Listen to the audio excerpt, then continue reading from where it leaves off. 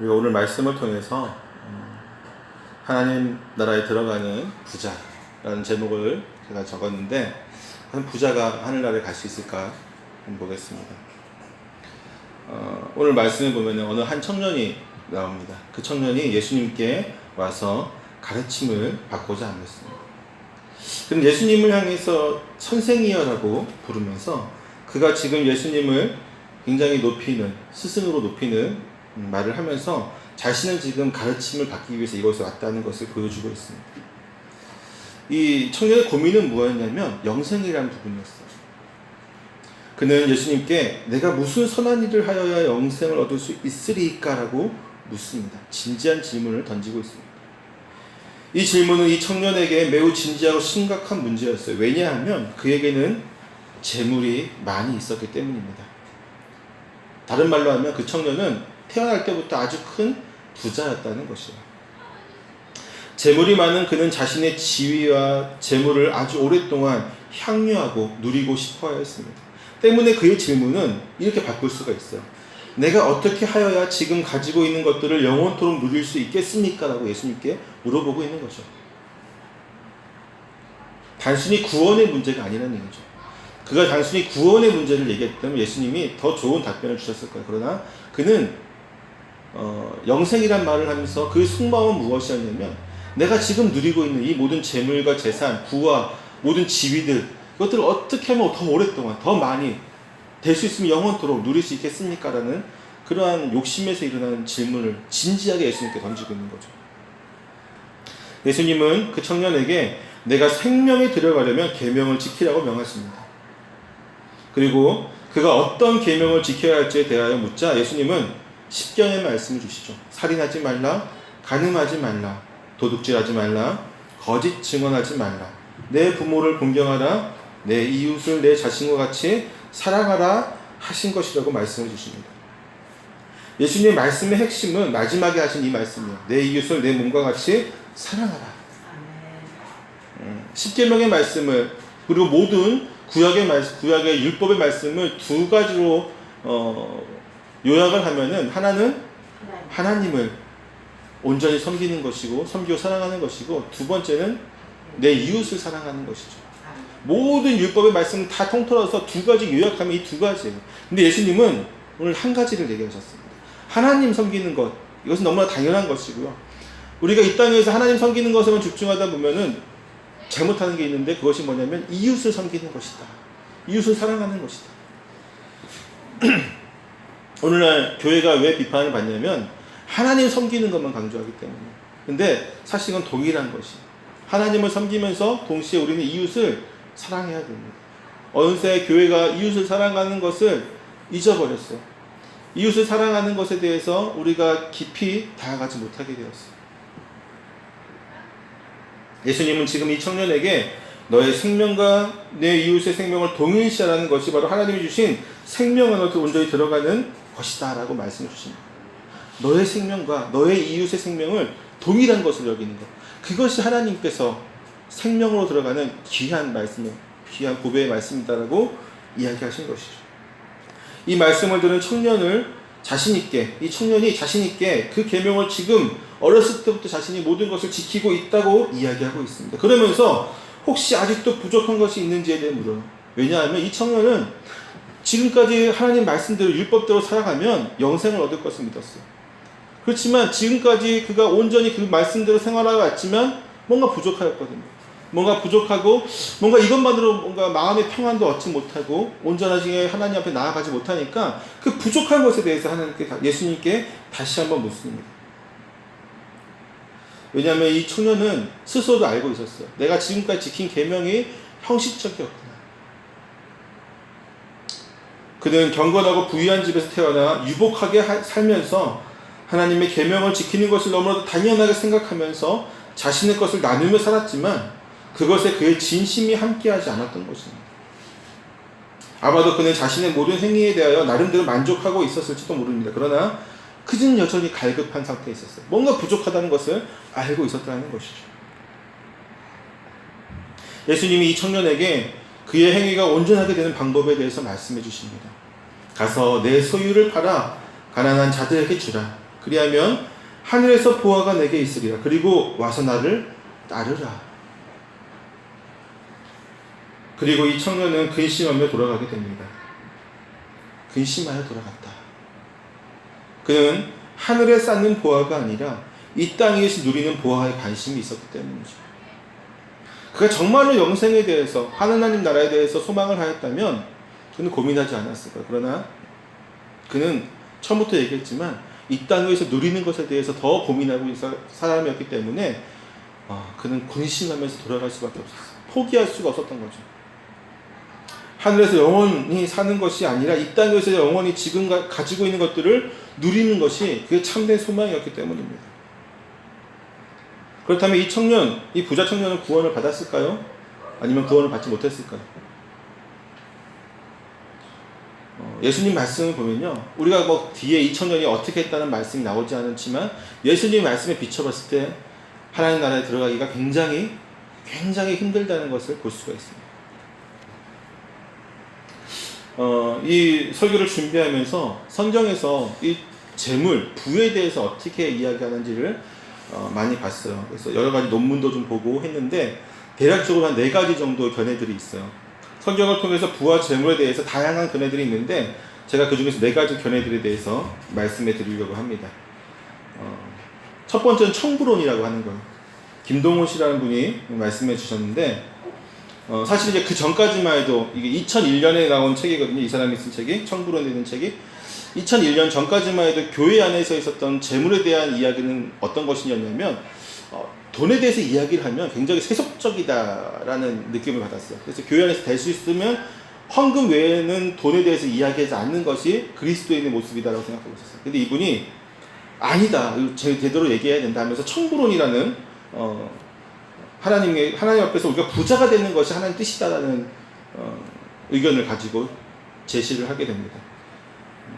무슨 얘기냐면요, 그의 의견을 따르게 되면 기독교인들이 하나님의 방식과 법대로 살았을 때 그에 대한 은혜와 상으로 부를 주신다라고 이는 얘기를 하죠. 사실은 옛날부터 존재해 왔었던 기복신앙을 좀 더 세련되게 만들어진 것이라고 보면 돼요. 이 부가고 청부라고 정의를 합니다. 청부론에 의하면 하나님의 방식과 법대로 획득한 부란 정당하게 벌어들인 돈을 이야기합니다. 정당하게 들인 돈. 그리고 청부론에서 말하는 부는 부당하게 번 돈은 하늘에 쌓을 수 없다라고 이야기를 하죠. 하늘에 쌓을 수 없는 돈의 종류로는 첫 번째로는 도둑질한 돈, 두 번째로는 정당하지 못한 직업으로 벌어들인 돈, 또한 세 번째는 불로소득으로 번 돈, 그리고 마지막으로는 공정하지 못한 방법으로 번 돈이 있습니다. 이러한 돈들은 하늘에 쌓을 수 없다라고 이야기를 해요. 이 청부론을 쓴 김동호 씨는 돈에는 나름대로 하나님이 정해놓은 몫이 있다고 주장하면서 이 몫을 크게 3부분으로 나누고 있습니다. 하나는 하나님의 몫, 하나는 다른 사람의 몫, 그리고 마지막으로 내 몫이 있다고 주장을 해요. 여기서 하나님의 몫은 11조를 이야기합니다. 그리고 다른 사람의 몫으로는 먼저 나라의 몫을 들고 있어요. 세금 같은 걸 이야기하죠. 이어서 품삯으로 임금, 노동, 그리고 뭐 구제 이런 것들을 들고 있습니다. 그가 쓴 책에서 보면은 이 청부의 길을 소개하고 있는데 그는 예수님이 너희를 위하여 보물을 땅에 쌓아두지 말라고 말씀하셨다는 것을 인용하면서 돈을 땅에 쌓으면 안 되는 이유로 3가지를 말하고 있습니다. 첫째는 돈을 믿을 만한 것이 안 되기 때문이다라고 얘기합니다. 두 번째로는 돈에 대한 욕심은 우리의 눈을 나쁘게 한다라고 얘기해요. 세 번째로는 돈에 대한 욕심은 하나님에 대한 믿음을 빼앗아 가버린다라고 얘기합니다. 그러나 이건 돈의 위험성을 이야기하지만 그럼에도 불구하고 그는 무엇을 얘기하냐면 보물을 땅에 쌓지 않는 것이 중요하다는 것이죠. 즉 돈을 욕심을 부리지 않고 돈을 다스리면서 부자가 되라고 계속 강조를 합니다. 하늘의 보물을 쌓는 것이 중요하다라고 얘기하죠. 즉 건전한 방법으로 우리가 부를 쌓는 것이 하늘에 쌓는 것과 동일하다고 얘기합니다. 이것이 청부론인데요. 예수님을 믿는 사람이 의로운 부자가 되기 위한 욕심을 갖고 열심히 그리고 성실히 살아서 의로운 부자가 많아지기를 소망한다라고 얘기합니다. 하나님은 당신의 백성들이 부자로 살기를 바라신다는 생각이 바로 청부론의 핵심이에요. 저는 개인적으로 여기에 하나도 동의하지 않습니다. 두 번째 어떤 의견이 있냐면, 이제 김영봉 목사님이 쓰신 이제 그 바늘길을 통과한 부자라는 책이 있어요. 2003년에 나온 책인데, 여기서 이야기하는 것은 뭐냐면 청빈론이에요. 청빈론. 청부론의 정반대되는 개념입니다. 청빈론을 표명하는 우리 김영봉 목사님을 보면은, 깨끗한 부자가 되는 것에 삶의 목표를 둔 것은 부유한 삶이 아닌 거룩한 삶으로 부르신 기독교의 소명과 조화될 수 없다라고 얘기해요. 없다. 조화될 수 없다. 그는 청부론자가 돈이 본질적으로 악하지 않다는 말은 옳지만, 돈이 본질상 위험한 것임을 더욱더 강조하고, 또 이것을 망각하거나 돈을 과소평가하는 것을 매우 위험하다라고 이야기합니다. 마태복음 6장 24절을 통해서 우리가 알 수 있는 것은 예수님이 돈에 대해서 매우 강도 높게 경고하고 계시다는 것을 얘기하고 있어요. 첫째로는 돈이 끌어들일 수 있는 악한 능력 때문에 이것은 악하다는 거죠. 두 번째로는 인간의 타락한 본성이 돈의 유혹에 매우 취약하기 때문이다라고 이야기합니다. 이 김용호 목사님은 청부론자가 마태복음 6장 19절에서 20절 말씀을 통해서 땅에 보험을 쌓는다와 하늘의 보물을 쌓는다의 뜻을 오해하고 있다라고 완곡하게 지적을 합니다. 예수님은 이 말에서 재물에 한 인간의 욕심을 경계하신다라고 이야기하고 있어요. 그래서 청빈론은 신명기 15장 11절 그리고 마가복음 14장 17절을 통해서 하나님은 우리가 가난에 드는 것은 바라지 않지만 인간의 타락으로 인하여 새하늘과 새 땅이 임할 때까지 가난은 인간 사회에 지속적으로 남아있는 문제라고 지적을 하고 있습니다. 따라서 예수님의 제자는 예수 그리스도의 모범을 따라서 가난에 참여하고 노력해야 된다고 주장을 하는 거예요. 아까 청부론 같은 경우는 부자가 되는 것이 하나님의 뜻이라면, 이 청빈론은 가난하게 되는 것이 예수 그리스도를 따라가는 제자의 삶이다라고 이야기하고 있는 것이죠. 청빈론에서는 부의 위험을 5가지로 설명하고 있어요. 첫 번째로는 부는 영적인 생활에 목을 조른다라고 얘기해요. 두 번째로는 부를 어느 정도 가지게 되면 자신의 삶을 보장받으는 유혹을 가지게 되고, 미래의 안전을 보장받으는 욕구가 우리로 하여금 근심과 염려를 더욱 크게 만든다라고 이야기합니다. 또한 세 번째로는 부는 우리 눈을 멀게 한다라고 얘기해요. 네 번째로는 부는 자신을 지배자로 만들어 하나님의 자리를 빼앗는다라고 얘기합니다. 다섯 번째로 부를 잘못 따르면 그것 때문에 결국은 심판을 받게 될 것이다 라고 이야기를 합니다. 그리고 마침내 잠언 23장 4절에서 5절 말씀을 인용하면서 하나님께서 우리를 부르신 소명은 돈을 정직하게 많이 버는 것이 아니라 하나님의 뜻에 따라서 의롭게 사는 것이라고 하면서 이것이 그리스도인의 유일한 목적이라고 주장을 합니다. 또한 가난의 유형을 3가지로 분류하고 있는데요. 첫 번째는 탁빈이라고 부르는 가난입니다. 탁빈에도 종류가 2종류가 있어요. 하나는 게으르고 나태하고 안일한 생활 태도 때문에 겪는 가난이고, 다른 하나는 사회 환경 때문에 당하는 가난입니다. 두 번째로 정직하고 정의롭게 살고자 하는 확고한 태도 때문에 가난하게 지는 경우가 있습니다. 이것을 청빈이라고 부릅니다. 마지막으로 성경에서 특별히 강조하고 있는 제3의 가난이 있는데 이것을 영적인 가난이라고 부릅니다. 이 영적인 가난은 자신의 소유를 나누어서 스스로 가난해지고자 하는 것이에요. 결국 청빈론은 이 영적인 가난은 여러 가지 유익이기 때문에 이를 통해서 세상의 가난을 치유해야 될 것을 제안하고 있어요. 영적인 가난, 즉 나의 것을 나눔을 통해서 스스로 가난해지고 다른 사람들은 풍족하게 지는 그러한 삶을 통해서 이 가난한 세상, 즉 타락으로 인해서 가난하고 부패하고 썩어진 이 세상을 그나마 좀 살기 좋게 만드는 것이 소명이다라고 이야기하는 것이죠. 그러면서 마지막으로 영적인 가난에 대한 유익을 5가지를 얘기하는데, 첫째는 가난은 영적 생활을 치유하게 한다라고 얘기해요. 두 번째는 자발적으로 가난을 택한 사람은 하나님께 믿음을 둔다라고 얘기합니다. 세 번째로 가난은 눈을 뜨게 해준다. 넷째로 가난은 겸손하게 만든다. 다섯째로 스스로 택한 가난은 심판의 위험을 원천으로 제거한다라고 얘기해요. 이것이 청빈론입니다. 세 번째로는 박정은 교수라고 하는 대신대 교수인데, 이분이 주장하는 행복한 부자론이에요. 행복한 부자론. 이 행복한 부자론을 주장하는 박정은 교수는 우리 모두는 부자가 되기를 원한다라고 얘기해요. 부에 관한 욕구 자체가 잘못된 것은 아니다. 돈에 관한 우리의 태도가 문제일 뿐이다라고 얘기합니다. 디모데전서 6장 10절 말씀을 통해서 돈을 사랑하는 태도가 모든 악의 근원의 원인이 된다. 모든 악의 원인이 된다라고 경고하고 있어요. 그리고 그는 행복과 불행의 구분 기준과 빈부의 구분 기준에 따라서 모든 사람을 불행한 부자, 행복한 부자, 불행한 빈자, 행복한 빈자로 분류하고 있습니다. 먼저 그는 하나님 대신 돈을 주인으로 삼고 그를 사랑하면서 부자가 된 사람을 불행한 부자라고 부릅니다. 그리고 자신이 죄인임을 깨닫고 자신의 모든 죄와 죄의 권세로부터 해방되기 위해서는 예수 그리스도께서 자신의 죄를 대신하여 십자가 상에서 돌아가셨다는 사실을 깨닫고 마음으로 믿고 그를 영접한 후에 하나님께서 원하시는 방법으로 돈을 벌어 부자가 된 사람을 행복한 부자라고 부릅니다. 또한 그는 요한복음 12장 8절을 인용하여서 이 세상에는 가난한 자가 부자와 함께 살아가도록 되어 있다고 말합니다.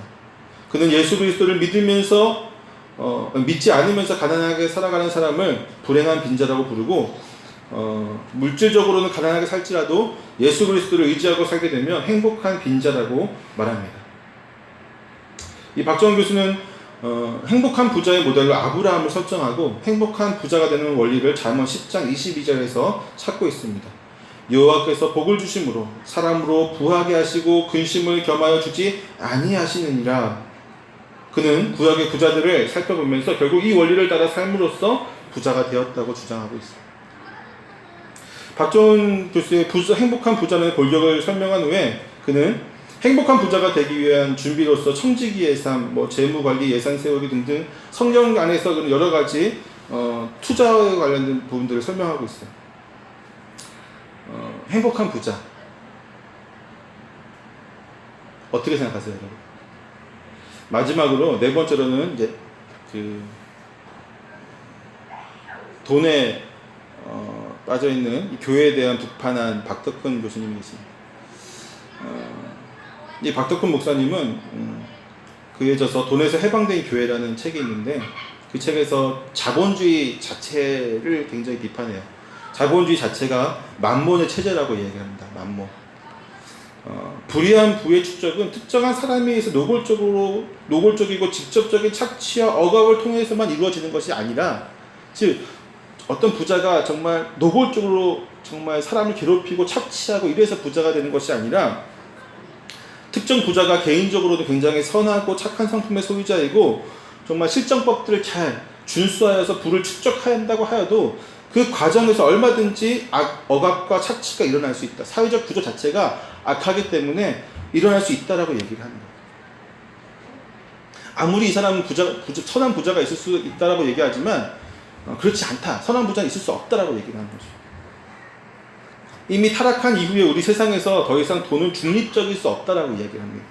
돈의 배후에는 항상 이 유혹하는 어떤 세력이 있는데 그것이 바로 만몬이다라고 얘기합니다. 예수님께서 이를 가리켜서 만몬이다라고 얘기하였다는 것이죠. 제가 서울에서 부목사로 있을 때에 저희 교회에 대기업 다니시는 분들 많았어요. 삼성, LG, 그리고 이랜드, 기타 등등.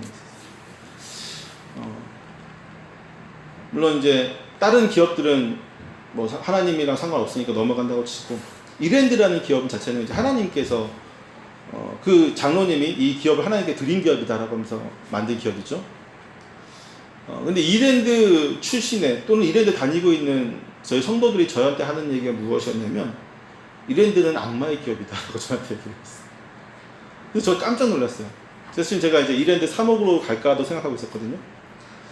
왜 그러십니까? 이랜드 아침마다 가서 직원들끼리 큐티하고 기도하고 또 일주일에 한두 번씩 목사님들이 각 파트별로 이렇게 각 직장 다 가셔서 예배 드려주고 기도해주고, 이렇게 아름다운 기업이 어디 있냐. 그리고 기업에 몇 퍼센트를 항상 11조 내시고, 그 장로님 얼마나 믿음이 훌륭하시냐. 난 정말로 한국의 정말 모범적인 정말 교회인 것 같다. 그리고 거기 계시는 3억으로 계시는 목사님도 굉장히 정말 대단하신 목사님이시고 영적으로 되게 존경받은 목사님이신데 왜 그러한 회사를 그렇게 부정적으로 얘기를 하느냐라고 얘기를 했어요. 그랬더니 그분이 그러시더라고요. 여러분, 목사님 그거 아세요? 잘 나오진 않지만 이랜드가 모든 기업들 중에서 자살률이 제일 높아요 라고 얘기를 하더라고요.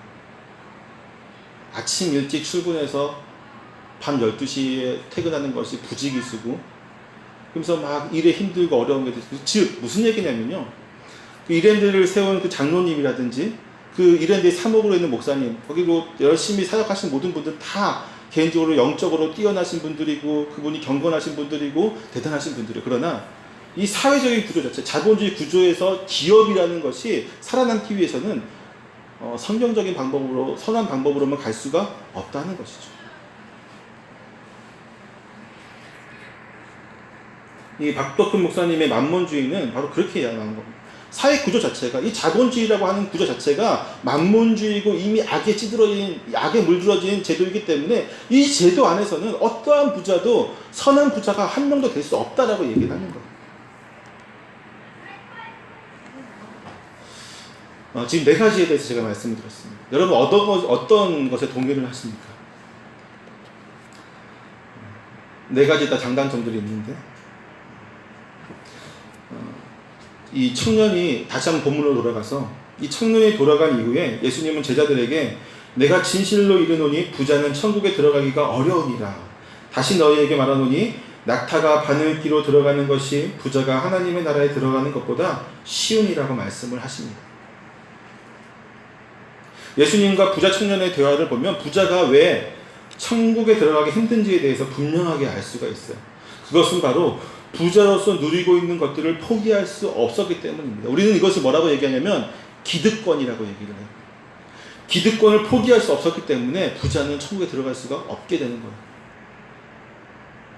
이 자본주의 사회에서 기득권을 가지고 있는 사람은 돈을 많이 가지고 있는 사람을 이야기합니다. 우리가 살아가고 있는 현대는 자본주의 사회잖아요. 이 자본주의 사회에서 기득권이라고 하는 사람들은 결국은 부자를 이야기하는 거예요. 어떤 사람은 뭐 정치 권력이라든지 다른 것을 얘기할 수 있지만 결국은 이 권력 자체도 돈에 의해서 좌우될 때가 많이 있거든요.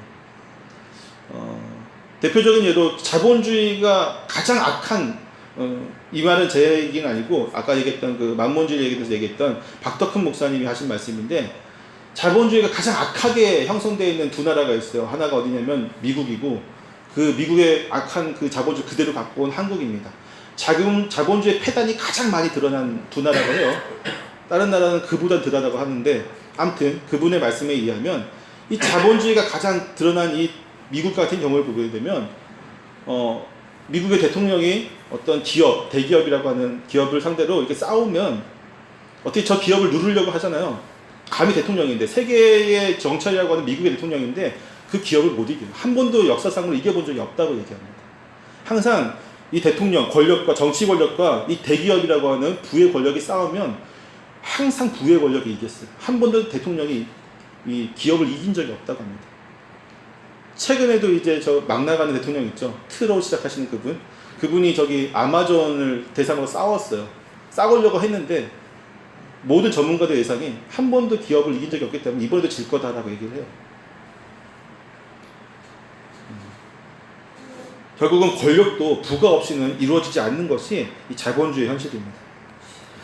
누가복음 16장에 보면요, 어느 부자와 거지 나사로의 비유가 나옵니다. 그 비유에서 부자는 온갖 화려한 옷과 음식으로 풍족한 삶을 누렸고, 나사로는 부자가 상에서 떨어지는 부스러기라도 주워 먹으려고 하였지만 그마저도 개들이 와서 다 먹어버렸습니다. 그리고 나사로와 부자는 각각 죽어서 나사로는 천국에 가고 부자는 지옥에 가게 됩니다. 이 부자가 음부에서 고통 중에 눈을 들어서 멀리 아브라함과 그의 품에 있는 나사로를 보면서 괴로움 중에 호소를 하는데, 나를 어떻게 좀 해달라고, 그 나사로를 시켜서 자기 혀 끝에 물 한 방울 좀 묻혀달라고 호소를 하지만, 아브라함은 그 부자에게 이렇게 얘기를 하죠. 너는 살아있을 때에 좋은 것을 받았고 나사로는 고난을 받았으니 이것을 기억하라. 이제 그는 여기서 위로를 받고 너는 괴로움을 받으리라고 말하고 있습니다.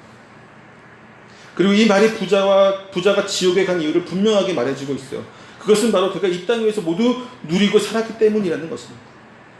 더 정확히는 모든 것을 풍족하게 혼자서만 누리고 살았기 때문에 그는 결국 저 음부의 권세 가운데 나아갈 수밖에 없다는 것이죠.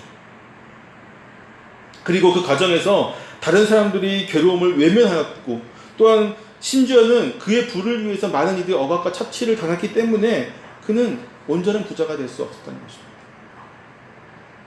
반대로 이것과 반대되는 말씀이 누가복음 19장에 있어요. 누가복음 19장에 보면 누가 나오냐면 삭개오라고 하는 부자이면서 세리장의 사람이 등장을 합니다. 그는 비록 사람들이 죄인이라고 손가락질하는, 누구나가 다 저는 죄인이야라고 손가락질하는 세리들의 장이었지만 그는 정말로 예수님을 만나고 싶어 했어요. 소문으로만 듣던 그 예수님을 정말로 보고 싶어 했습니다. 그리고 예수님이 여리고를 지나서 온다고 하는 소식을 듣게 되고 그는 그를 만나기 위해서 달려갔어요. 그런데 예수님을 사람들이 다 둘러싸고 있으니까 키가 작은 이 삭개오는 예수님을 볼 수가 없는 거예요. 그래서 돌 무화과 나무 위로 올라가서 예수님을 봅니다. 그리고 예수님과 눈이 딱 마주치죠. 예수님이 내려오라, 오늘 내가 너의 집에 유하겠다라고 말씀을 주십니다. 그러니까 사람들이 수근수근 되기 시작해요. 아니 어떻게 죄인의 집에? 아니 저가 죄인의 집에 유하러 들어갔도다 하면서 수근수근 되기 시작합니다. 아니 어떻게 예수라고 하시는 분, 선생이라고 하시는 분, 선지라고 하시는 저분이 저 죄인과 함께 밥을 먹고 저 죄인의 집에 숙식을 다 하려고 하냐, 죄인과 어떻게 함께 하려고 하냐, 수근수근 되는 말들이 삭개오 귀에도 들어가게 되죠. 그러니까 삭개오가 이렇게 얘기합니다. 삭개오가 예수님께 주여 보시옵소서, 내 소유의 절반을 가난한 자들에게 주겠사오며 만일 누구의 것을 속여서 빼앗은 일이 있으면 네 갑절이나 네 배로 내가 갚겠나이라고 선포를 해버립니다. 그리고 이 말씀을 들은 예수님이 뭐라고 하시냐면요, 오늘 구원이 이 집에 이르렀으니 이 사람도 아브라함의 자손이로다라고 얘기하죠. 자, 예수님이 재물을 팔아서 나눠주고 나를 따르라고 했던 이 젊은 부자 청년은 근심만에 돌아갔지만, 그리고 자신의 것을 풍족하게 먹고 누리고 이 땅에서 풍족하게 누리고 죽은 부자는 지옥에 갔지만, 이 자신의 재산을 분배해서 가난한 사람들에 나눠주고 혹시라도 내가 몰래 속여서 억압해서 빼앗은 것을 4배나 물려주겠다고 하는 이 삭개오는 그 자리에서 구원을 받게 됩니다. 하나님 나라에 들어가게 되는 거죠. 즉 삭개오는 누가복음 16장의 부자와는 다르게 그의 것을 나눔으로 해서 구원을 온전히 이루게 되는 것입니다. 사랑하는 성도 여러분, 자기의 것을 나누는 게 쉬운 것일까요?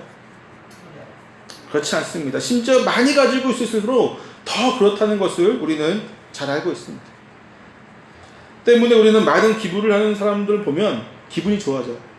혹시라도 누군가가 큰 금액을 기부하고 정말로 그렇게 나누는 삶을 살게 되면 그 사람이 너무나도 위대해 보이기도 합니다. 나눔을 하는 것을 통해서 모두가 행복해지는 것이 바로 하나님 나라가 아닐까라는 생각을 해봅니다. 우리는 가끔 그런 분들을 보게 됐죠. 평생을 분식집 하거나 정말 힘든 일을 해가지고 몇 억을 모았는데 그 전체를 다 기부하신 할머니들에 대한 얘기도 나오고, 그럼 어떤 사람은 잘 살아요. 잘 살지만 잘 사는 만큼 정말 많이 기부하시는 분들도 계세요. 그런 소식을 듣게 되면 굉장히 우린 기분이 좋습니다. 우리 사회에도 저런 분들이 있구나. 그런 것이 만약에 여러분 생각해 보세요. 우리가 다 그런 곳이다면, 우리가 다 그렇게 살아간다면 거기가 바로 천국이 되는 거예요. 할렐루야. 거기가 바로 천국이 되는 겁니다. 거기가 바로 하나님 나라가 온전히 이루어지는 거예요. 그래서 적어도 교회만큼은 하나님 나라가 이루어지려면 그런 모습이 있어요. 나눔이 있어야 되고 착취가 있으면 안 됩니다. 제자들이 예수님께 묻습니다. 이 부자가 천국에 들어가기 어렵다는 말씀을 듣자 예수님은 그렇다면 누가 구원을 얻을 수 있습니까? 라고 묻죠. 근데 이 질문을 던지는 제자들의 모습을 보면 이렇게 얘기하고 있어요. 몹시 놀라워하겠다. 몹시 놀라워. 예수님이 부자가 천국에 갈 수 없다라고 말씀하시니까 제자들의 반응은 몹시 놀라워하면서 그렇다면 누가 구원을 얻을 수 있습니까? 라고 얘기하는 거죠. 이제 말씀을 마치겠습니다. 사랑하는 성도 여러분, 여러분은 부자가 되고 싶으십니까? 아멘. 할렐루야. 부자가 되는 것이 우리에게 정말 필요한 것이라면 부자가 될 수 있겠죠. 아니면 여러분 가난한 사람이 되고 싶으십니까? 한 분도 아마 안 하십니다. 아니면 여러분 하나님 나라의 백성이 되고 싶으십니까? 아멘. 여러분의 속마음을 들여다볼까요? 하나님 나라의 백성으로서 부자가 되고 싶으시죠? 아멘. 바로 그거예요. 도와줄 사람이 너무 많아. 우리는 오늘 부자가 왜 천국에 들어가기 힘든가에 대해서 분명히 배웠습니다. 그러면서 한편으로는 나는 스스로 부자가 돼도 저렇게 살진 않을 거라는 자신감이 여러분에게 있죠. 제가 이 설교를 하면서 고민했던 것이 그 부분이야. 이 자신감을 가지면 안 되는데 하면서 설교를 한 건데 그럼에도 불구하고 이 자신감을 가졌다는 것은 제가 설교를 잘못한 것이고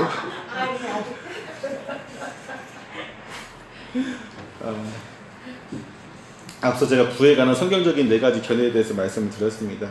각각의 주장은 성경론이라는 공통점을 가지고 있지만 그럼에도 불구하고 다 틀려요. 청부론, 청빈론, 그 다음에 행복한 부자론, 그 다음에 만몬주의 다 틀립니다. 2가지는 부자에 대해서 얘기하고 있고 2가지는 가난한 것에 대해서 얘기하고 비판적인 것인데 그럼에도 불구하고 4가지 다 공통점이 한 가지가 있어요. 뭔지 아세요? 돈은 위험하다는 거예요. 그래서 똑같은 단어가 하나 나오는데 뭐냐면 돈은 눈을 못 뜨게 한다. 눈을 감게 한다. 동일하게 4군데 다 나오는 단어입니다. 물론 이제 앞에 돈이 들어가냐, 재물이 들어가냐, 부가 들어가냐 그건 틀린데 결국은 눈을 못 뜨게 한다는 거예요. 결국 우리 마음이 어디 있는지를 봐야 됩니다. 우리 마음이. 마태복음 26장 21절에 보면 보물이 있는 곳에 그곳에는 내 마음도 있느니라고 예수님이 말씀해 주시지 않습니까? 결국 부자가 되겠다고 하는 마음이 있다면 부자가 되지 마세요. 그 마음 자체가 이미 우리가 그 재물에 돈이 우리 마음이 있다는 사실입니다. 부자가 되고 싶은 마음이 있다면 철저하게 부자가 되지 말고 사십시오. 그것이 하나님 나라에 들어가는 비결입니다. 근데 부자가 되고 싶은 마음이 없다. 그러면 하나님은 혹시라도 부자가 될 수 있게 하실지 모르겠어요. 왜냐하면 그런 사람들이 좀 안전하거든요. 난 전혀 부자가 되고 싶은 마음이 없습니다. 가난하고 싶습니다. 이러고 살아가는데 그냥 재물이 들어와요. 그는 좀 안전할 수 있어요. 그나마 좀 안전할 수 있습니다. 그런데 아까 얘기했듯이 부자가 되고 싶으십니까? 아멘 했으면 절대로 부자가 되지 마십시오. 정말 위험합니다. 결국 만몬에게 빼앗겨 천국을 잃어버리는 어리석은 백성들이 되지 않기를 축원합니다. 사랑하는 성도 여러분, 우리는 하나님 나라를 꿈꾸며 살아가는 하나님 나라의 백성입니다. 단순히 죽어서 저 하늘 위에 있는 그 나라를 꿈꾸는 것이 아니라 이 땅 위에서도 충분히 하나님 나라를 누리기를 소망하는 자들입니다. 제가 지금까지 13주에 걸쳐서 하나님 나라에 대해 설교를 했어요. 그리고 다음 주, 그 다음 주 이제 2주만 더 해서 총 15주 차 하나님 나라에 대한 강의를 좀 마치려고 하는데 제가 계속 강조하는 것은 무엇이냐면 이 땅 위에서 우리가 하나님 나라를 누려야 된다는 것이었어요. 이 땅에서 고생하고 죽살나게 그냥 힘든 일만 하다가 끝까지 그냥 천국에 갈 때까지 참겠다고 가는 것이 아니라 이 땅에서도 충분히 우리가 하나님 나라를 누리면서 행복해질 수 있다라고 얘기를 했어요. 그것이 단지 온전하지 않다는 이유 하나가 있지만 우리는 이 땅에서도 누려야 되는 것이죠. 잠언에 보면 아간의 기도가 나옵니다.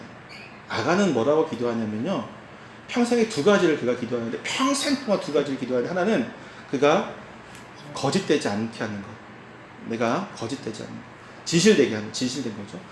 2번째는 뭐냐면 그가 하나님께 정말 2번째로 간구했던 것이 뭐냐면 내가 부하게도, 부자가 되지도 말고 가난하게도 되지 말게 하옵소서라고 기도를 해요. 그는 자신을 너무나 잘 알고 있었어요. 내가 부자가 되면 하나님을 떠날 것을 알고 있었고 가난하게 되면 하나님을 원망하게 될 것을 너무 잘 알고 있었기 때문에 자신은 그 위치를 달라고 하나님께 기도하며 나아갔어요. 정말 지혜로운 거죠. 성경은 여러분에게 부자가 되라고 또는 가난하게 되라고 또 얘기하지 않습니다. 뭐라고 얘기하냐면 하나님을 떠나지 말라고 얘기하는 게 성경입니다. 근데 중요한 것은 하나님을 떠나게 되는데 가장 큰 역할을 하는 것 중에 하나가 바로 돈이라고 설명을 하는 거죠. 돈이라고 합니다. 일단 여러분 어떤 삶을 사시겠습니까? 돈을 가지시겠습니까? 하나님을 가지시겠습니까? 하나님. 여러분 하나님 정말 잘 섬기면요, 그러면 성경에 부자가 나오긴 나와요. 그렇죠? 없는 게 아니에요. 근데 성경에 나오는 부자가 전체적인 부자가 되라는 건 아닙니다. 하나님은 그 부자들을 사용하셔서 하나님 나라에 쓰셨어요. 그리고 그 부자들은 그런 자기가 부자임에도 불구하고 하나님 온전히 섬길 수 있는 그 시대에 몇 명 없었어요. 사실 그 시대에 아브라함 시대는 아브라함밖에 없었고요. 아브라함이 부자가 됐다고 모든 성도가 다 부자가 된다고 하는 청부로는 그래서 제가 좀 많이 반대를 합니다. 아브라함 시대는 아브라함밖에 없었던 거죠. 아브라함을 통해서 모든 민족이 복을 받는 거였어요.